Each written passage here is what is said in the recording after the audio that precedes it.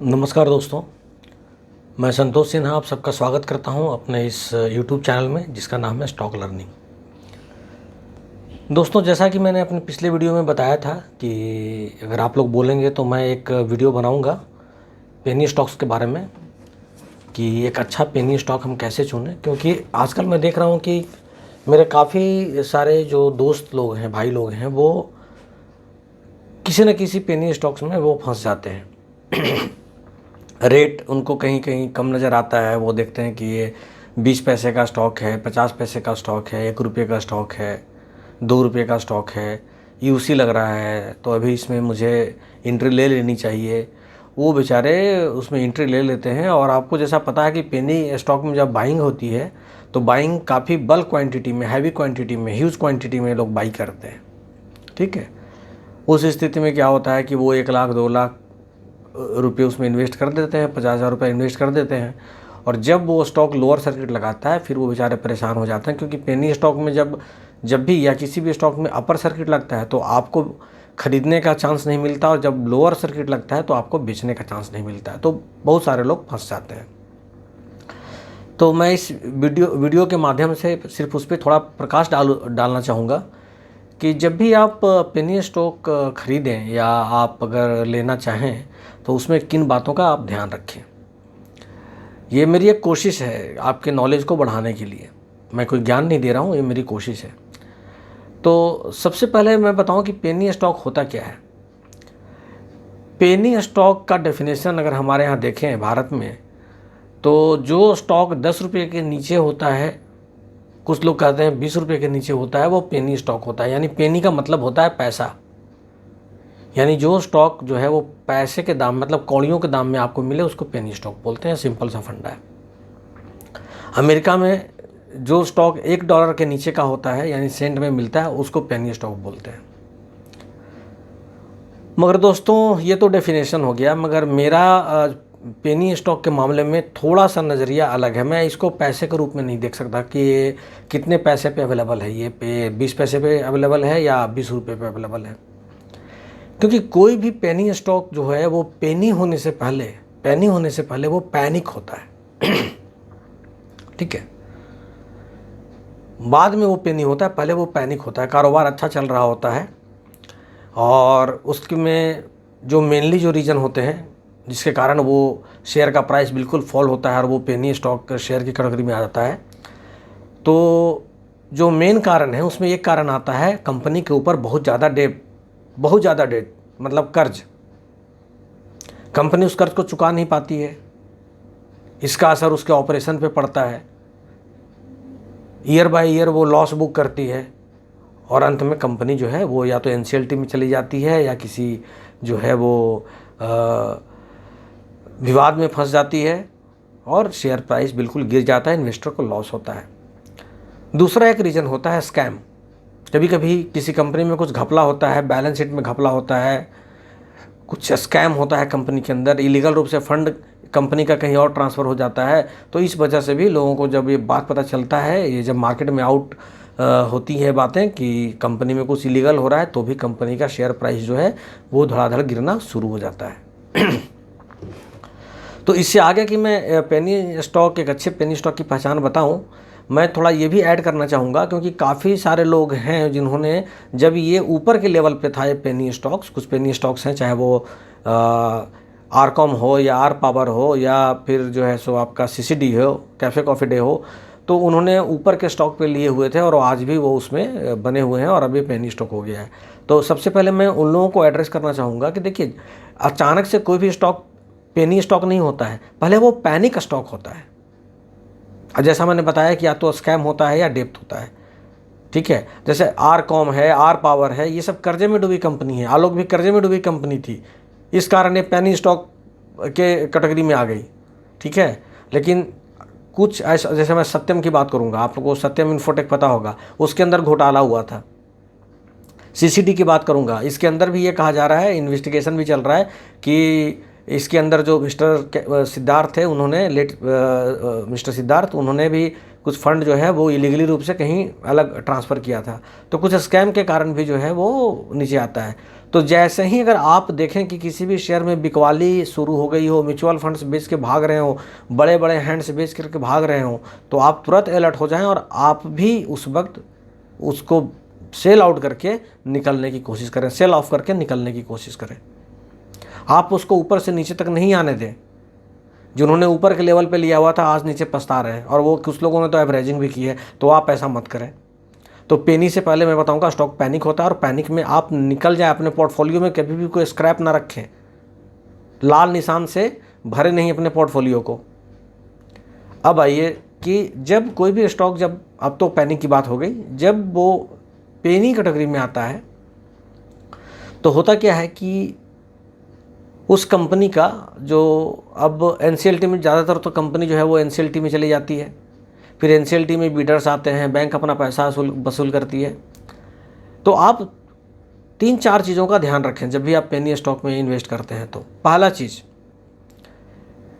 कि अगर वो कंपनी नीलाम हो रही है और नया जो मैनेजमेंट आया है वो मैनेजमेंट कैसा है, वो मैनेजमेंट कितना कैपेबल है, कितनी क्षमता है उस मैनेजमेंट के अंदर कि वो फिर से इस बिज़नेस को रिवाइव कर सके। आज हम बात करते हैं आलोक इंडस्ट्री लीडर है, आलोक इंडस्ट्री पेनी स्टॉक का लीडर हो गया है और बहुत तेज़ी से बढ़ रहा है, और आप देख रहे हैं कि मार्केट जो है आलोक इंडस्ट्री के पीछे पागल है। क्यों? क्योंकि इसका मैनेजमेंट बहुत स्ट्रॉन्ग है, टेक्सटाइल का एक्सपीरियंस है रिलायंस के पास, ठीक है, one of the top company है इंडिया की। तो सबसे पहले आप देखें कि इसका मैनेजमेंट कौन है।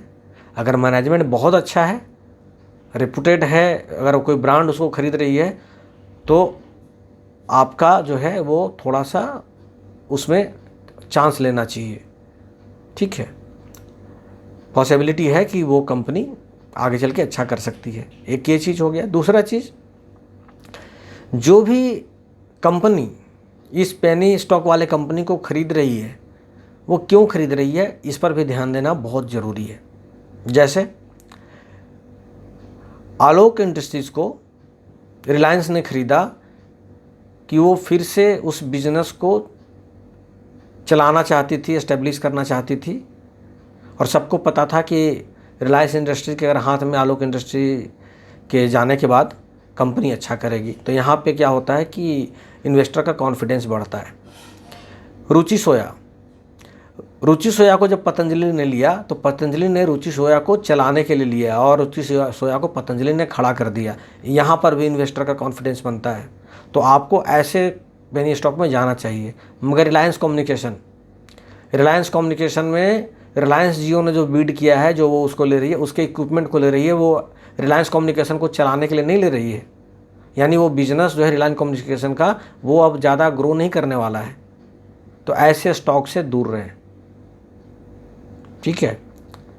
यही कारण है कि ये जो रिलायंस कम्युनिकेशन जो है वो 2 रुपये 3 रुपये में वो शेयर ऊपर नीचे हो रहा है और चल रहा है। तीसरी चीज़, ये तो 2 चीज़ें आपने ध्यान में रखिएगा ज़रूर कि अगर वो बिज़नेस फिर से रिवाइव होने वाला है तो आप उसमें इन्वेस्ट करें, और अगर वो बिज़नेस पार्ट में बिकने वाला है, कोई कंपनी उसका कुछ और यूज़ कर रही है कंपनी खरीद कर, तो फिर आप उससे दूर रहें। क्योंकि आप कंपनी में पैसा लगा रहे हैं, जो कंपनी एनसीएलटी में चली गई है या पेनी स्टॉक से, आप उसमें पैसा लगा रहे हैं। जब वो बिज़नेस चलेगा ही नहीं तो फिर आप उसमें पैसा लगा कर क्या करेंगे, ठीक है।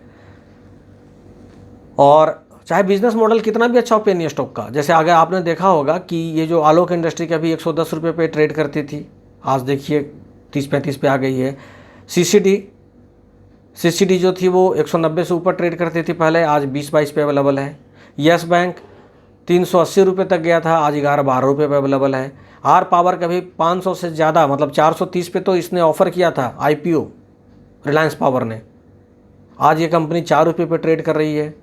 आरकॉम ने लगभग मेरे ख्याल से 500 से ऊपर का हाई, 800 से ऊपर का हाई बनाया था एक समय, आज ये 3 रुपये पे कंपनी ट्रेड कर रही है। तो अचानक से कंपनी पेनी स्टॉक में नहीं आई है, पहले ये पैनिक हुई, 800 से रेट इसका 700 आया होगा, 600 आया होगा, 500 आया होगा। तो जो अच्छे इन्वेस्टर्स हैं वो समझे कि अब ये पेनी स्टॉक की ओर जा रहा है, इसका जो डायरेक्शन है, तो आप उस वक्त बेच के निकल जाएं, ठीक है। तो अभी मैंने शुरू में ही इसके बारे में आपको बता दिया। तो अब पेनी स्टॉक में आपको मैंने 2-3 चीज़ें बता दी कि पहला तो चीज़ है कि आप ये देखें कि जो कंपनी को जो भी बीड कर रहा है, जो कंपनी को खरीदने वाला है, वो पार्टी कौन है, उसका मैनेजमेंट कितना स्ट्रांग है, उसका पास्ट रिकॉर्ड क्या है, ये आप देख रहे हैं एक चीज़। दूसरी चीज़ कि वो जो कंपनी को खरीद रहा है वो कंपनी को चलाने के लिए खरीद रहा है या कंपनी का किसी और पर्पस से यूज़ करेगा। इसका भी मैंने आपको उदाहरण दे दिया रिलायंस कम्युनिकेशन का, कि जियो में इसका यूज़ होना है, रिलायंस कम्युनिकेशन को कोई खड़ा करेंगे नहीं मुकेश अंबानी। तो ये सब मार्केट स्पेकुलेशन का मार्केट होता है, ये होगा वो होगा, अफवाह, और बाकी फंडामेंटल उसका कुछ नहीं होता है। तो ऐसे से दूर रहें। तीसरा चीज़ है कि जो कंपनी जो है अब पेनी स्टॉक्स में है उसका फ्यूचर क्या है, ठीक है। या सपोज कंपनी पे बैंक का डेट बहुत ज़्यादा है, बैंक ने रीस्ट्रक्चरिंग भी कर दी, जैसे आपको सुजलोन में हुआ, जैसे आपको जेपी पावर में हुआ, इन सब में बैंक ने रीस्ट्रक्चरिंग की है डेट की, ठीक है, वो तो रिलीफ मिल गया। अब कंपनी उसको चुकाएगी कहाँ से, इस पे भी ध्यान दीजिए आप। तो अगर कंपनी में क्षमता है कि अब जो डेट कब, या कभी ऐसा अगर आप उसका बैलेंस शीट देखें कि भाई कंपनी प्रॉफिट तो कर रही थी मगर इसको इंटरेस्ट बहुत ज़्यादा देना पड़ रहा था, इस कारण कंपनी लॉस में जा रही है, ठीक है। अब रेट की रीस्ट्रक्चरिंग हो गई, अब इसका जो है वो इंटरेस्ट इसको बहुत कम देना पड़ेगा कंपनी को, उस हिसाब से अब कंपनी प्रॉफिट में आएगी। ये एक पॉइंट हुआ